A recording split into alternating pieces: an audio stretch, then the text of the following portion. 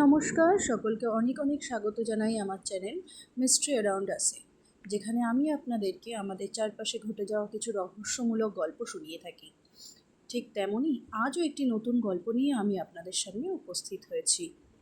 প্রখর রোদ আর বিশাল সমুদ্রের ঢেউ, সেখানে দাঁড়িয়ে আছে এক রহস্যময় দুর্গ। সেই দুর্গের দেওয়াল ঘিরে রেখেছে কত শত পুরনো দিনের গল্প। শত্রুরা অনেক চেষ্টা করেও পারেনি এই দুর্গ জয় করতে। তবুও এর ভিতরে লুকিয়ে আছে কত অজানা রহস্য। দিনের আলোয় তার সৌন্দর্য যতটা মুগ্ধ করে, রাত ততটাই ভয় জাগায়। কেউ কেউ বলে গভীর রাতে শোনা যায় যোদ্ধাদের চাপা দীর্ঘশ্বাস। আবার কেউ বলে এই দুর্গে রয়েছে গোপন ধন ভাণ্ডার, যা আজও কেউ খুঁজে পায়নি। মহারাষ্ট্রের উপকূলবর্তী সমুদ্রে দাঁড়িয়ে আছে এক প্রাচীন দুর্গ, জঞ্জিরা কেল্লা। শক্ত পাথরের তৈরি এই জলদুর্গকে বলা হয় ভারতের সবচেয়ে অজেয় দুর্গগুলির একটি।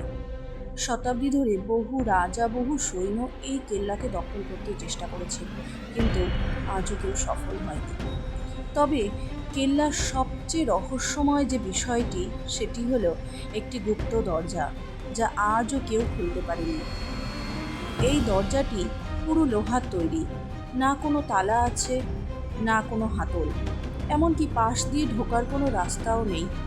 অনেকেই মনে করেন এর পেছনে লুকোনো রয়েছে অনেক অমূল্য ধনসম্পদ, পুরনো অস্ত্রশস্ত্র কিংবা সিদ্ধি শাসকের গোপন নথি। আবার কেউ বলেন এই ঘরের ভেতরে বন্দি আছে কোনো অতিপ্রাকৃত শক্তি, যা মুক্ত হলে ঘটতে পারে ভয়াবহ কিছু।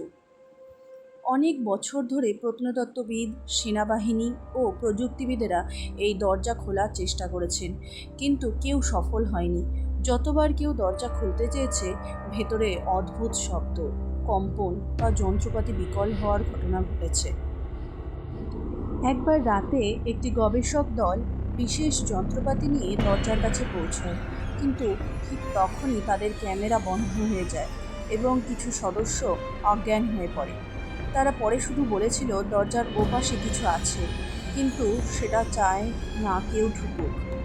স্থানীয় লোকেরা মনে করেন এই দরজায় রয়েছে সিদ্ধিদের অভিশাপ।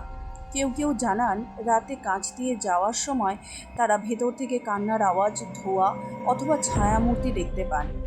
আজও সেই দরজার রহস্য অমীমাংসিত। সরকার ও প্রত্নতত্ত্ব বিভাগ সেটিকে নো অ্যাক্সেস জোন বলে ঘোষণা করেছেন। কেউ চাইলেও কাছে যেতে পারে না। তবে প্রশ্নটা রয়েই গেছে, এই দরজার পেছনে কি শুধুই ইতিহাস ধুলো জমে আছে, নাকি এমন কিছু যা প্রকাশ পেলে বদলে দিতে পারে সত্যের সংজ্ঞা? কেউ জানে না। এই কেল্লার মাঝে দাঁড়িয়ে থাকা এই দরজা আজও যেন ফিসফিস করে বলে যায়, এসো যদি সাহস থাকে।